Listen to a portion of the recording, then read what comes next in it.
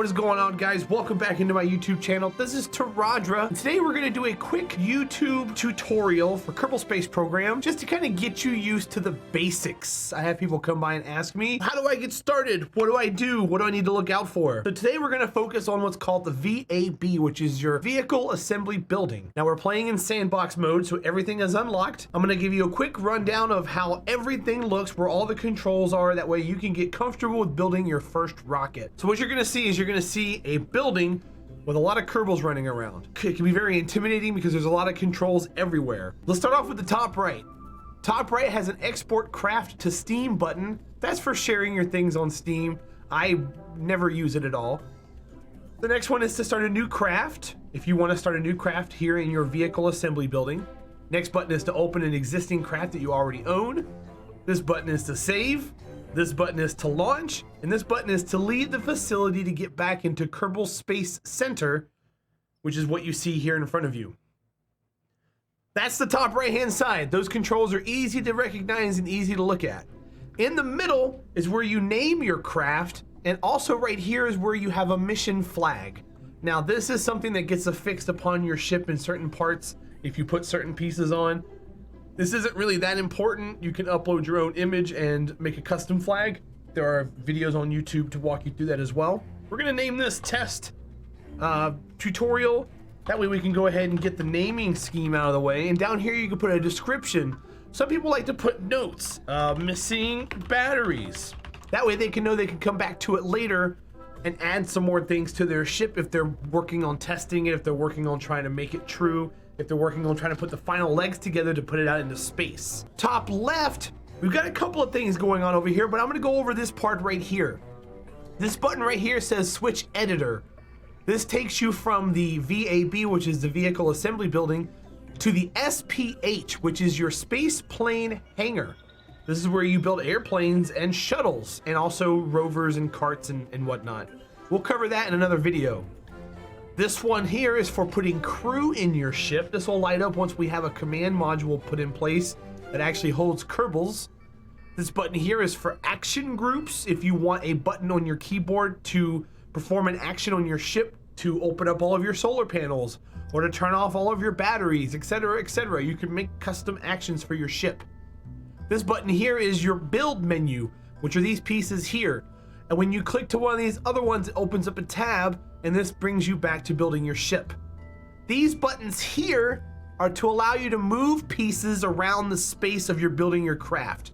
So we're gonna go ahead and get started. That way I can show you how some of these look, and we're gonna put a pod in our VAB. Now, as you click an item, it allows you to hold it, and then there's green points of contact. And you can see that they snap to each other when you get them close.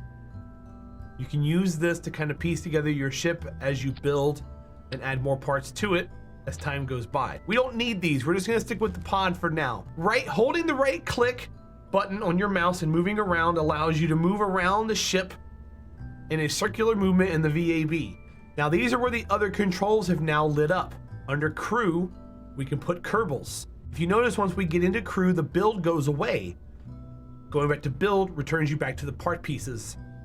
Actions allows you to set up custom actions on your items. So for instance, if I want to do a custom item for the vessel, under the number 1 key, I can toggle the reaction wheel.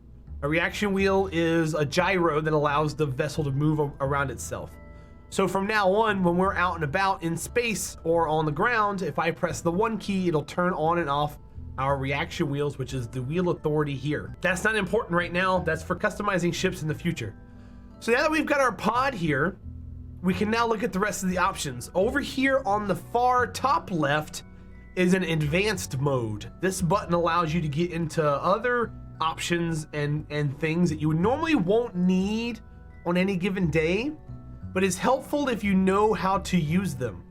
We've got a filter by function tool that can filter by what they do. We got pods, fuel tanks, engines, command and control, structural. This is where you're going to be 90% of the time building your rockets.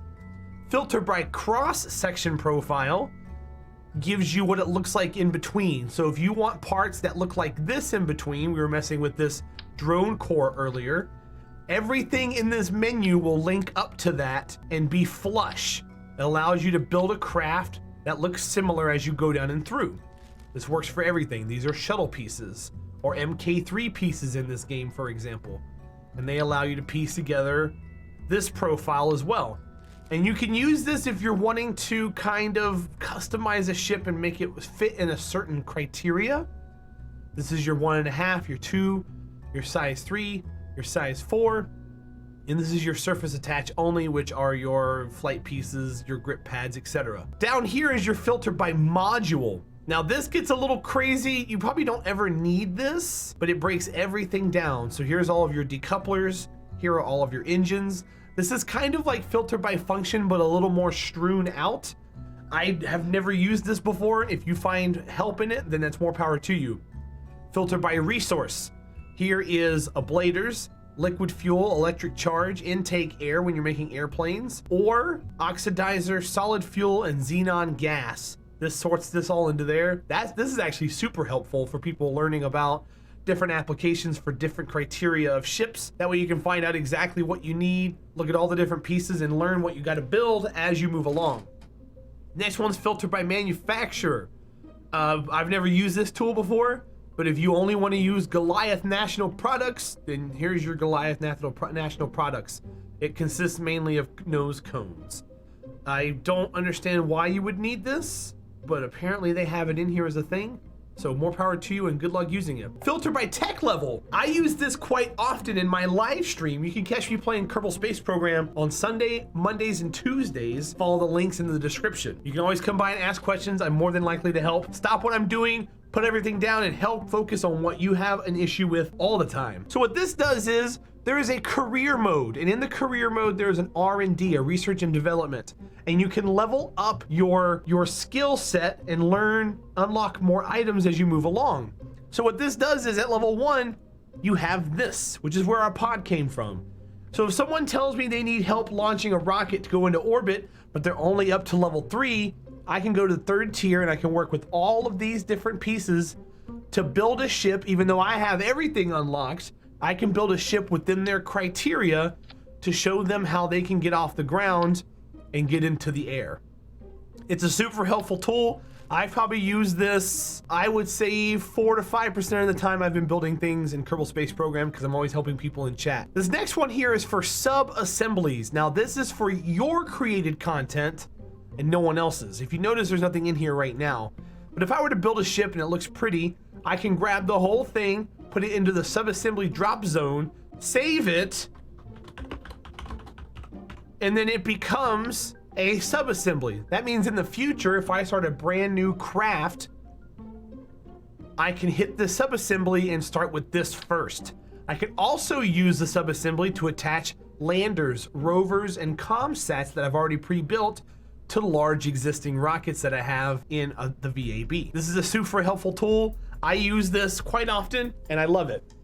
This one is variant themes. This shows you what pieces are orange, and you can apply it all to the current vessel, gold, and this applies mostly to like fuel tanks and flare. So we'll add a few fuel tanks. You can see some of them are already orange. Some of them, if they have a water droplet, you can change how they look. They're stylized graphics. And I think this comes with a DLC. I think it is Breaking Ground or Making History. It's Making History that adds these colors. So if you don't have those DLCs, you don't have access to those. But this gives you the different themes that you can see, and you can change your craft, and it shows you how many pieces of each color exist in the build. So once you have all of that, that gets you to the advanced mode. We're gonna go back to simple mode, and we're gonna finish looking through everything. So right here on the left, you have all of your parts and pieces. You can mouse over to expand information, but then sometimes it tells you there's a right mouse button to click for more info. And if you use the right mouse button, it displays more information. It tells you about how much ablator it has, what the command capacity is, data transmitter, decoupler, etc., etc. You can get into finer detail about fuel tanks, how much it costs, variance, the liquid fuel. You can get into the rockets and look at, or the engines, and look at the TWR, the thrust to ratio. You can see how much thrust, what the ISP is, your specific impulse, how much fuel it uses, how much the gimbal moves, etc., etc., etc. And if you right click again, I did this without showing you. Right click shows more info, but if it shows you again, if you right click again, you can pin it. Oh, let me get it to pin. That way you can move your mouse around freely without hovering over other parts and see more information live without losing it. Otherwise, if you just mouse over and move away, it takes it away completely. That gives you an idea of how that works over here on this side. Now we're gonna move to these controls here.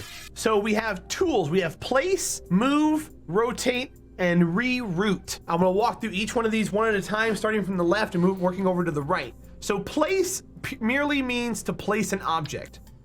This activates these green nodes that you can put parts and pieces together and add them all into your ship. Move allows you to move something and offset it around the space of the vehicle. You can either move it around here or you can offset it locally. Now, this doesn't make a difference for parts that are on an even plane. This makes a difference for parts that you put on an angle.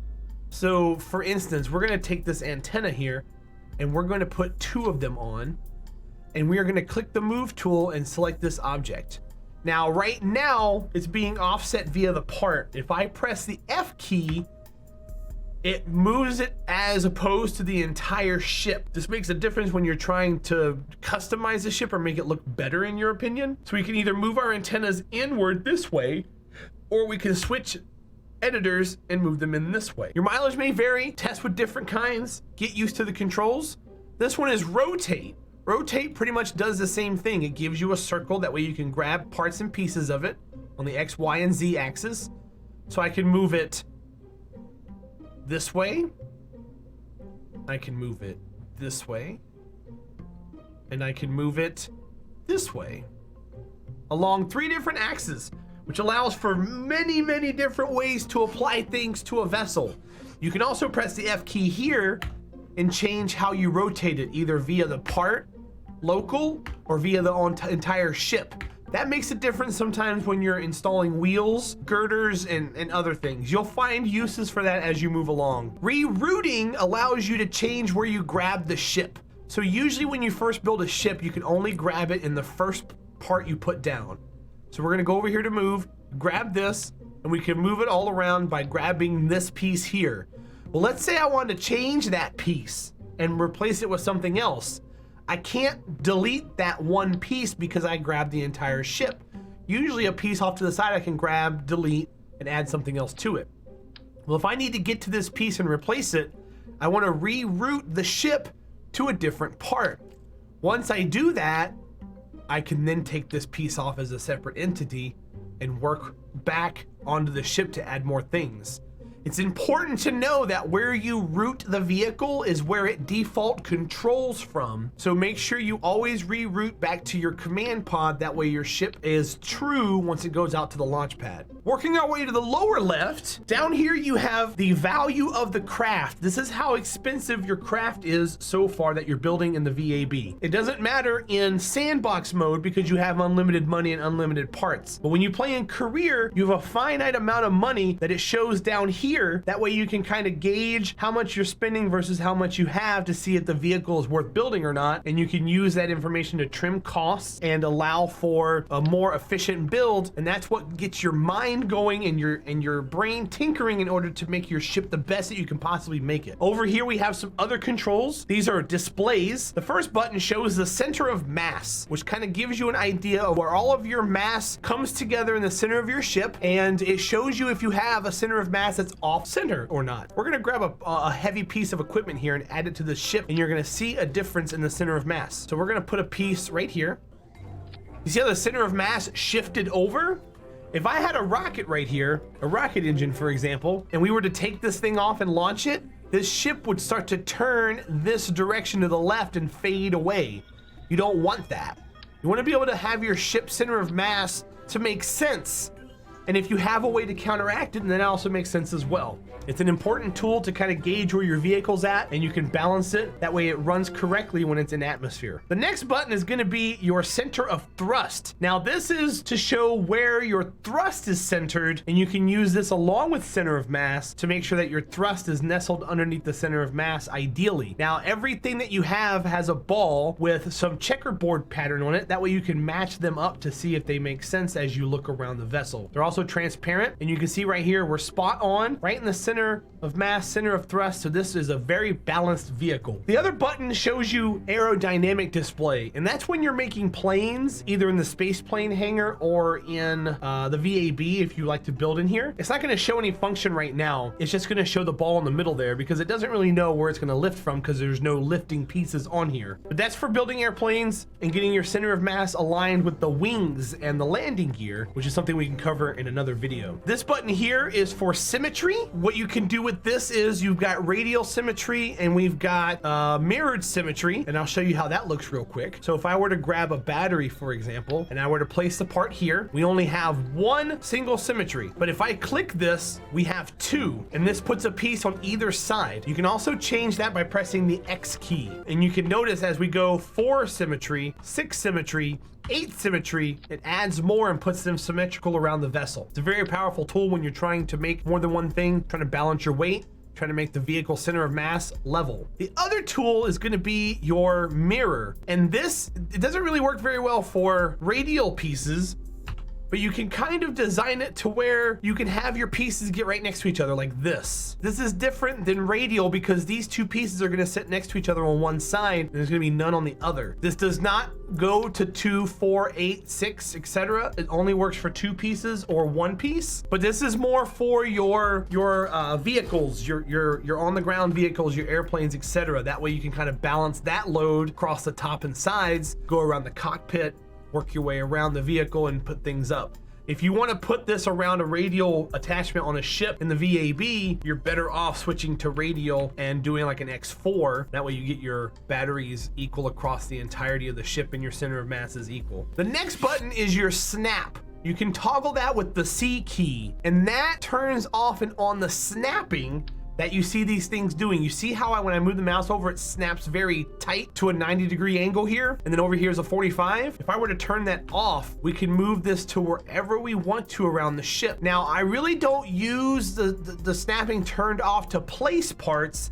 I usually turn snapping off when I'm adjusting parts. And I'll show you an example. If I go here to the move part of the tool set and I have snapping turned on, when I click and move this, it jumps very, very large. There's a very large gap that it jumps with the battery. I usually turn snapping off when I do this. That way I have a finer control over how far I can move these in to make it look more realistic. So I can fine tune, roll them in. That way you can kind of still see the battery stick out. And sometimes if I'm feeling cheeky, we'll get the green light to poke out as well. That way we get our batteries there and it makes sense. This allows you more customization. It allows you to grab things and slide the fuel tank further up into the ship. This is always snapping turned off, by the way. You can move these around.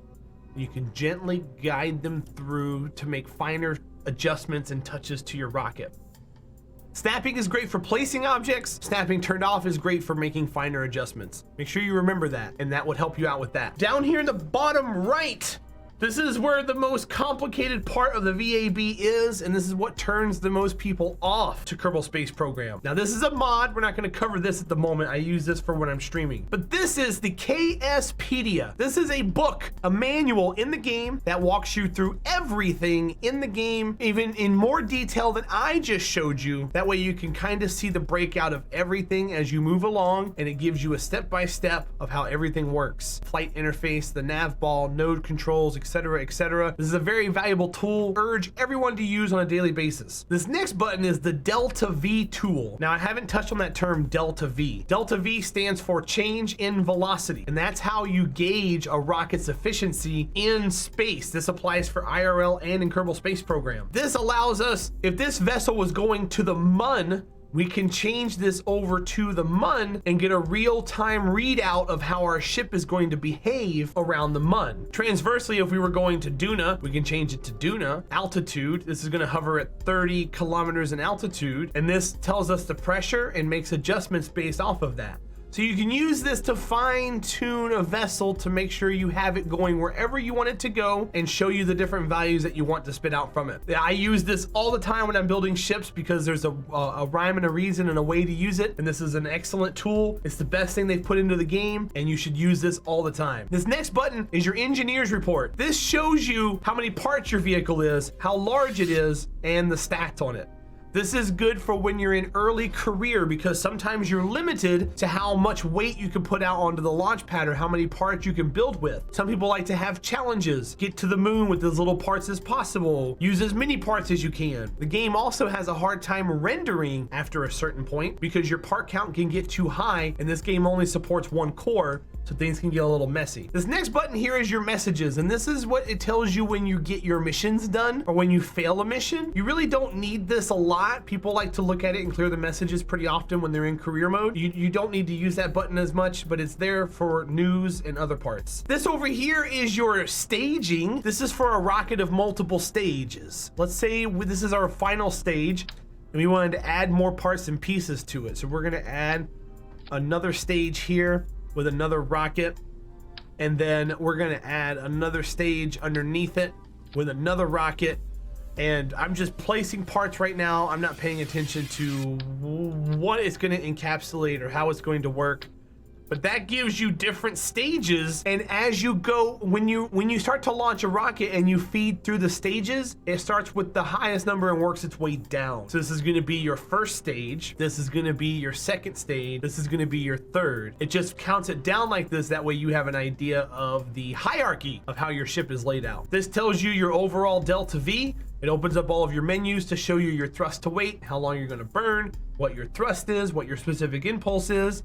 We can cover all these numbers in another video. This goes into getting a rocket to work. I'm just showing you the basic controls. And then this hits reset. It says nothing to reset. I've never used it before. I don't know what it's for. If someone in chat can tell me, you guys can find out in the comments. But that's pretty much the VAB in Kerbal Space Program. It's a very basic tour. You can get a feel for it once you load the game up. Once you get used to building things, you kind of know where to find the parts and pieces, and the game becomes a lot easier and easier to digest. Don't pay any mind to the rafters and the shelving and the vehicles and the Kerbals. You can't interact with any of that. That's all just going to be ground noise and effects that the game has to make it look pretty. Just focus on your rocket, get it out there to the launch pad, and good luck in space. Thank you for watching. I really appreciate it. If you have any questions, feel free to come by my stream, make some comments here on the video. I will reply back as much as possible, as knowledgeable as I can be. I've only got 500 hours in this game, so I can only put out so much information before I reach the point of where I don't know what I'm talking about. I try to make this as easy to digest as possible because I am not a certified scientist. I don't know anything about space. I just play this game to have fun. The way I deliver it to you guys should be about as basic, as layman terms as possible. Thank you for watching. I appreciate it. Good luck in your future rocket endeavors. We have a Discord with a KSP channel. We would love to see some of your builds and some questions if you have anything in there. And with that being said, have a great day. May your flights be true, and take care of yourselves, and I'll see you guys around. So I know you guys just got done watching the video about the VAB.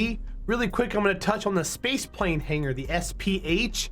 It's literally the same layout, same buttons. It's just laid out differently. You're not building up, you're building side to side. Some people prefer to build their rockets in here and then vertically integrate them in the VAB, but this allows you to build rovers and airplanes and get yourself around a little better, a little differently. The camera controls are much different than the VAB, which I don't understand why, but it allows you to go around the vehicle a little easier, I suppose. But here you can build rovers and set them out into the wild and really get your craft working going. So I hope this helps. This pretty much tells you how to use the controls in these two editors. If you have any questions, like I said, feel free to ask, and good luck in your builds.